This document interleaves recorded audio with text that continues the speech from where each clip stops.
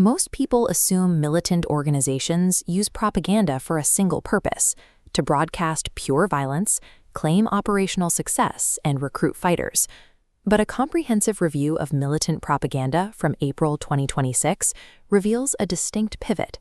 Rather than prioritizing spectacular attacks, the messaging focuses on something else entirely. ISIS, ISKP, al-Shabāb, and the Taliban have centered their propaganda on a high-stakes ideological contest over authority. As you can see in this framework, these organizations are advancing three distinct theories of legitimacy to prove they have the exclusive right to rule, punish, and provide: statehood, insurgent administration, and divine law enforcement. If analysts only track military operations and attack claims, they completely miss the strategies these groups are actively deploying to govern populations and establish lasting political orders. The first model is governance through statehood. We see this primarily in Afghanistan, practiced by the Islamic Emirate of Afghanistan, widely known as the Taliban. In their official Arabic language magazine, al-Shabāb, the group frames its legitimacy through economic self-reliance. They highlight national infrastructure projects and regional trade corridors to present themselves as a capable, formal diplomatic actor. Consider a recent incident where the group claimed a Pakistani airstrike killed hundreds of civilians at a hospital in Kabul. Despite this, the Taliban deliberately refused to formally excommunicate or declare apostate the Pakistani government. This restraint is strategic. A governing state must manage relations with its neighbors. That obligation limits the kind of aggressive, borderless rhetoric typically used by transnational insurgencies. The Taliban's propaganda prioritizes the survival and international recognition of its state apparatus over pure ideological warfare. The second model is governance as insurgent administration. To see this in action, we look to Somalia and the operations of al-Shabāb. Buried within al-Shabaab's monthly operational reports are highly bureaucratic claims. They detail the formation of official drought relief committees, complete with responsibilities for needs assessment and verifying aid distribution to the public.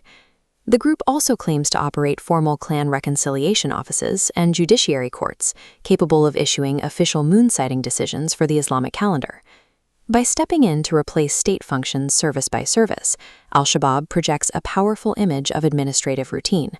They are building a form of local legitimacy that airstrikes alone cannot erase.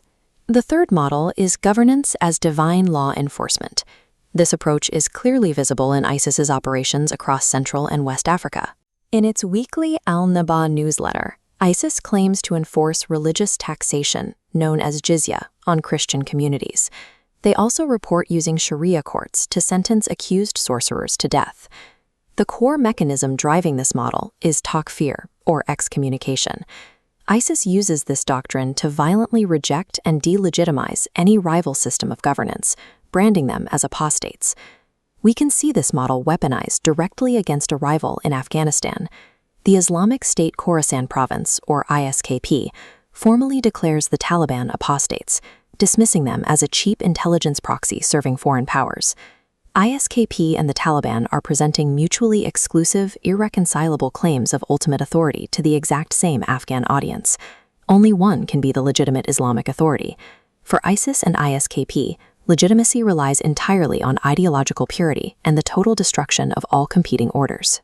Beyond claiming physical territory, these organizations are also attempting to actively manage the moral perception and emotional responses of their supporters. Look at this image of Abuja. ISIS's editorial strategy in Nigeria explicitly predicts future violence in major urban centers like this, pointing to its modern infrastructure and heavy government presence.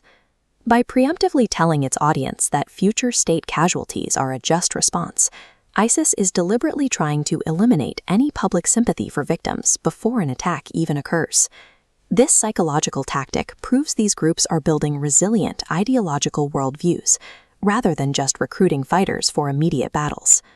Policy responses must aggressively dismantle these claims of administration, governance, and moral superiority.